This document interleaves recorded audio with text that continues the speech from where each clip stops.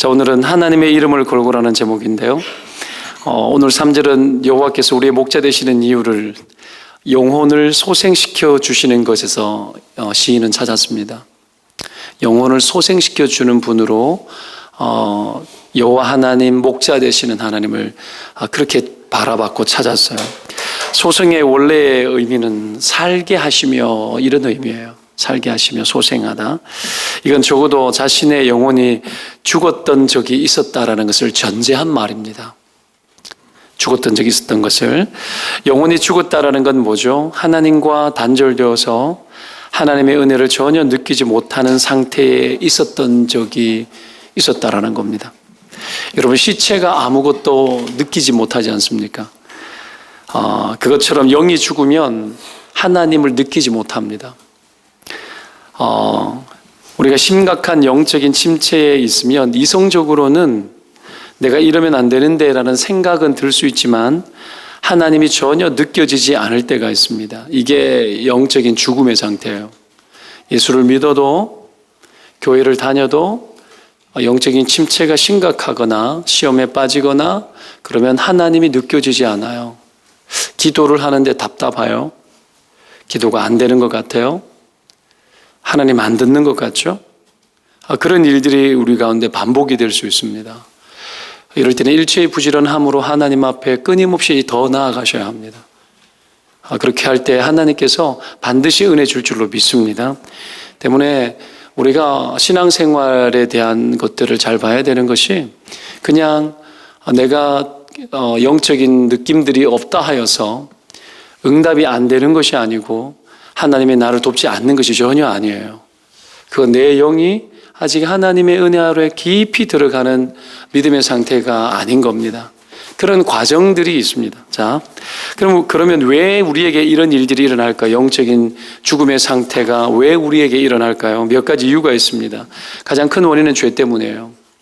죄 때문이에요. 영적 단절을 만드는 가장 큰 원인은 언제나 죄 때문입니다. 그래서 이사야서 59장 2절에 오직 너희 죄악이 너희와 너희 하나님 사이를 내었다 이렇게 이야기하죠.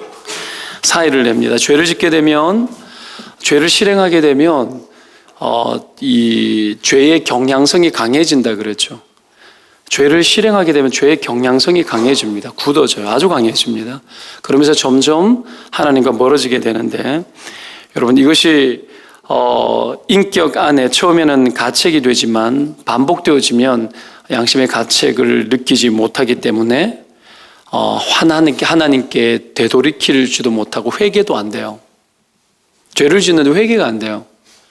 왜냐하면 죄의 경향성이 굳어지기 때문에 내 영혼에 여러분 굳어진 상태가 지속되면서 하나님을 향해서 여러분 다가설 수가 없어요. 그래서 무감각한 예배가 이루어지고 그래서 자기가 나중에는 자기 미움 속에 빠져요. 그리고 안 되기 때문에 괜찮은 척하고 포장을 하고 살고 자기 영혼을 향한 이 방만함이 지속되어집니다. 못 돌보게 되는 거죠.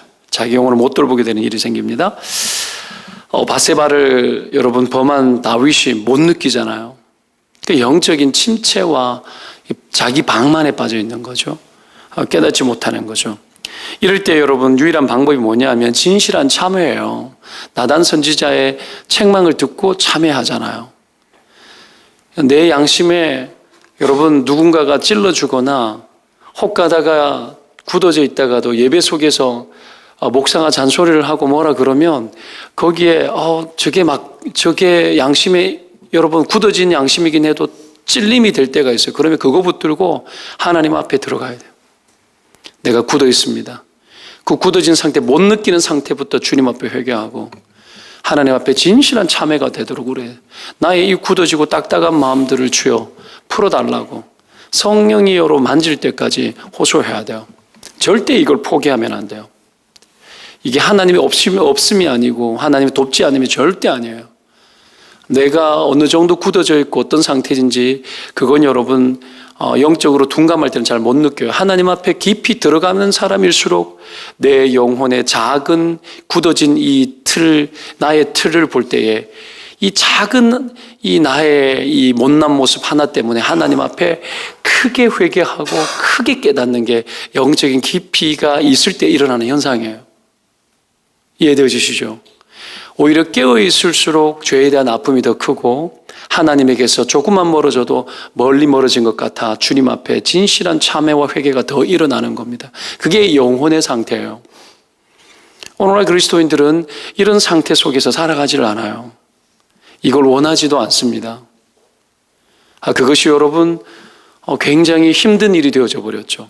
그러나 여러분, 성경은 우리에게 그런 삶에 대해서 벗어나서 하나님 앞에 언제든지 영적으로 기민하고 예민한 상태로 살아갈 것을 요청을 하고 있죠. 때문에 여러분, 이 죄가 영적 단절을 만들고, 둘째, 고난 때문에 하나님과 단절돼요. 고난 때문에. 고난이 주는 고통이 있기 때문에 고난이 오면 일단 침체에 빠져요. 순간적으로 침체에 빠집니다. 이때 해야 될 일이 뭐죠? 환난 날에 나를 부르라. 고난이 다가오면 여러분 고민하는 시간이 많아집니다. 근데 고민하는 시간이 많아질수록 영적 침체에 빠져요. 인간은 내가 염려하고 내가 고민함으로 자기 문제를 해결할 수 있는 존재가 아니에요. 여러분, 모든 염려는 하나님이 하는 겁니다. 왜요? 그분이 모든 것을 결론 지을 수 있는 분이기 때문에 그렇죠. 때문에 고난이 오면은 이유불문하고 필요한 게 뭐냐면 전적 의탁이죠. 고난에서 하나님을 의탁하지 않으면 단절을 만들죠. 현실만 파헤친 거기에 내가 빠져버리는 일들이 일어납니다. 때문에 하나님께 집중해야 됩니다. 여러분, 고난을 만났습니까? 그게 그것 자체가 하나님께 부르짖고 하나님께 부지런하게 여러분 한결같이 하나님께 집중해서 나아가라는 사인이에요. 그래야 영이 죽지 않고 고난의 때에 하나님을 더 만나게 될 것이고 더 회복될 줄 믿어요. 인생의 충격이라는 게 뭐 있어요? 크게 두 가지밖에 없어요. 죄하고 고난이에요. 죄하고 고난이에요. 이 두 가지 속에서 우리는 충격을 입기 때문에 이 두 가지가 왔을 때 진실한 열심과 그리고 하나님 앞에 일체부지런함으로 나아가서 여러분 영적 집중을 하고 주님께 부르짖는 것 외에는 이 어려움들을 내 영혼에 유익하도록 만들어갈 방법은 존재하지 않습니다. 아셔야 합니다. 그래서 기도하는 삶, 주님 앞에 자기를 살피는 삶은 언제든지 항상 지속되어져야 됩니다. 영적 단지를 만들어내는 또 한 가지가 뭐냐면은 하나님에 대한 영적 무지예요. 너무 몰라서. 이것이 우리를 침체에 이르게 만들어요. 내가 환난에 빠지고 어려움에 빠지잖아요. 그렇죠? 죄에 빠지잖아요. 해야 될 게 뭘까요? 하나님의 지혜가, 무궁무진한 지혜가 들어와야 돼요. 그러려면 뭐 해야 돼요? 말씀을 펼쳐야 돼요. 무지해서 우리가 죄에 빠질 때, 우리가 고난에 빠질 때 무지해서 더 나쁜 길로 들어가요. 영적 단절을 만들죠. 그래서 말씀 생활이 필요한 겁니다. 발견되어지고 조명되어져야 돼요. 깨달아져야 돼요. 이게 들어오지 않으면 안 돼요. 그래서 이 백성이 지식이 없어 망한다 그러잖아요. 하나님 몰라서 망한다라는 거예요. 성경 펼쳐놓고 살아라는 사람은 망하지 않습니다. 믿으면 아멘. 자녀들이 성경 보는데 망하지 않아요. 여러분, 기도하는데 망하지 않아요. 이 단순한 진리를 모르고 이 세상에 빠져가지고 세상이 만들어가는 방식대로 가면 잘 될 것 같은 유혹 속에서 끊임없이 그 손을 놓지 않아요. 아니요. 역사는 하나님이 다스리고 인생은 하나님이 만들어요. 여러분의 인생도 하나님이 만듭니다. 주께 부르짖고 주의 말씀대로 순종하는 자에게 하나님이 길을 여시는 것을 믿으시기를 축원드립니다. 여러분, 그렇게 하시는 거죠. 다윗의 인생도 봐도 여러분 고난도 죄도 무지도 다 있었습니다. 무지 자체는 죄는 아닙니다. 그러나 여러분, 내게 다가와 있는 죄를 강화시켜내고 고난을 여러분 나쁘게 강화시켜내는 여러분 그런 일들을 돕는 일을 하는 게 무지입니다. 그래서 다윗도 이런 고난 중에 있었지만 자기 영혼이 위협을 당하고 죽음으로 내몰리는다는 것을 느꼈던 적이 많았습니다. 그런데 하나님께서 그때마다 어떻게 합니까? 다윗의 영혼을 소생시켜 준 거예요. 다 죽었다가 살아나고 죽을 만하면 살려주시고 그랬다라는 거예요. 지금 인생 뒤돌아봐도 하나님이 내가 죽을 만할 때 죽을 것 같았는데 살려준 적들이 있었을 겁니다. 하나님 때문에 산 거예요. 분명합니다. 앞으로도 이런 일들은 반복될 거예요. 그때마다 하나님이 우리를 소생케 하고 다 죽은 거 다시 살려냅니다. 소생시켜내는 거예요. 죽었던 것을 소생시켜내는 거예요. 하나님이 그런 분이신 줄 믿으시기를 바라요. 여러분, 여기서 깨닫는 게 뭐죠? 주님은 아무리 다 죽어가는 사람도 살리는 분이에요. 꺼져가는 등불 끄지 않는다고.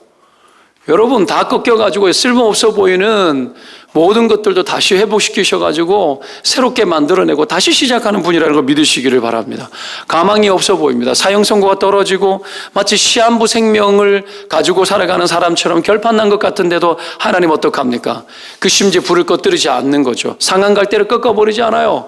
그 상한 갈대 가지고 피리를 부는 분이세요. 여러분의 인생이 아무리 못나도 여러분의 인생이 못난 인생, 부족한 인생, 뭐 내가 이래가지고 뭐가 되겠냐 싶은 꺼져가는 등불 갖고 막 그냥 상한 갈대 같은데 그거 가지고 하나님께서 연주하고 우리의 인생의 아름다운 여러분 하나님의 하모니들을 만들어내는 거예요. 이게 하나님이 하시는 일들이라는 거예요. 믿으면 아멘입니다. 여러분 기도하면서 여러분 알아야 될 게 뭐죠? 하나님이면 되구나. 여러분 이 단순한 진리 속에서 확신하고 살면 되는 거예요. 이것 외에는 없어요. 여러분 우리를 복잡하게 만들지 않고 단순하게 만들어내시는 그 하나님 앞에 나아가서 하나님의 내용을 살리시고 내 인생 살리시고 이 위기 중에서 나를 이끌어내시고 안 될 것 같은 곳에서 여러분 되게 한다라는 거 확실히 믿는 거죠. 때문에 여러분 어떤 절망적인 자기 판단과 생각이 나를 짓눌러도 하나님이 다 죽어가는 나를 다시 살리심을 믿으시기를 바랍니다. 끝났다고 여기는 상황 속에서 다시 시작되는 줄 믿습니다. 결혼했는데 여러분 모태신앙인 줄 알고 결혼했는데 남편의 신앙이 변변치 않고 가족들 내 아내가 신앙이 변변치 않고 막 언제 될까 막 이러거든요. 언제 우리 가정은 회복되어질까? 이 가정에 언제 소망이 있어질까? 막 이 남편 언제 이렇게 늦게 퇴근하는 일 멈추고 막 그냥 가정을 돌볼 수도 없을 만큼 바쁜데 언제 이것이 끝날까? 막 그냥 절망하지 마요, 여러분. 그런 때가 인생의 시즌 속에 있을 뿐이에요. 하나님의 주기 속에서 하나님이 다스려요. 하나님이 여러분 죽어갈 것 같지만 다시 살려내고 여러분 영 그냥 뭐 이래가 어떻게 다시 회복되고 복구되겠냐 싶어도 여러분 하나님의 사계절이 있습니다. 그 사계절이 모든 사람에게 동일해요. 봄, 여름, 가을, 겨울 다 줘요. 그 속에서 하나님의 주기 속에서 하나님께서 다스리거든요. 근데 여러분 계속 겨울이야. 계속 겨울이에요. 여러분 봄을 기다리고 봄이 온다라는 게 믿음 아닙니까? 근데 봄이 안 올 거라고 계속 생각하는 거예요. 그러니 절망이죠, 삶이. 근데 하나님은 거기에서 반드시 다시 살린다라는 거죠. 우리 인생을 그렇게 돕습니다. 하나님이 그런 자도 다시 숨쉬게 하고 소생케 하는 분인 줄 믿습니다. 그러기 위해서 해야 될 게 뭘까요? 여러분 내가 먼저 소생하는 거죠. 내가 먼저 소생하고 내 숨이 먼저 쉬어지는 거죠. 그거 하려고 나온 거 아니에요. 여러분 먼저 숨 쉬셔야 돼요. 여러분 공동체 안에서 여러분의 위치가 여러분이 먼저 숨통이 터져야 돼요. 여러분이 숨 쉬어져야 뭔가도 감당할 수 있는 겁니다. 그러니 교회도 여러분 어떤 일을 할 때에 내가 막 숨이 못 쉬어지니까 막 안 될 것 같고 내 문제 내가 이러니까 그 어떤 것도 할 수 없을 것 같은 거죠. 그러니 공동체에서 뭔가 필요한 것들도 뭐 좀 하자 그래도 막 힘들고 어렵고 집에서도 뭐 좀 하자 그래도 막 힘들고 어렵기만 하고 막 그렇게 짓눌려 살아가는 거죠. 아닙니다. 여러분 내가 먼저 숨을 쉬셔야 합니다. 옆에 사람 축복합시다. 당신 먼저 숨을 쉬십시오. 여러분 내 영이 살아나고 내 영이 깨어나서 내가 먼저 벌떡 일어나야 돼요. 남들 이야기할 거 없고 내가 먼저 살아야 됩니다. 자, 그러면 왜 하나님이 죽은 자를 이렇게 살리고 소생시켜서 숨을 다시 돌려놓는가? 성경은 이렇게 이야기합니다. 자기 이름을 위하여 의의 길로 인도하시기 위해서. 그래서 살려놓은 거예요. 그래서 하나님의 모든 은혜 속에 뭐가 있는 줄 아십니까? 하나님의 섭리가 있고 계획이 있습니다. 은혜 왜 줘요? 계획이죠. 여러분 은혜 받기 위해서 들어간다는 얘기는 결국은 뭐죠? 하나님의 계획 속에 내가 들어가고 싶다는 얘기예요. 저는 들어가고 싶어요. 하나님의 계획 속에 들어가고 싶어요. 크신 하나님의 계획 속에 살고 싶어요. 와, 하나님 나 좀 크게 쓰셨으면 좋겠어요. 그런 여러분 생각 없으세요? 와, 하나님이 크게 쓰시는 박동성 목사가 막 크게 쓰기를 원하는 마음을 가지고 막 하나님 계획 속으로 막 들어가면 여러분 어떤 일이 벌어질까요? 여러분들도 하나님의 크신 계획 속으로 막 들어가겠죠. 와, 이거 원해야 되는 거 아닙니까? 가정의 아비가 하나님의 계획 속에 크게 들어가기 시작하면 자녀들이 여러분 큰 하나님 아버지를 느끼지 않겠습니까? 뭐 이런 거죠, 여러분.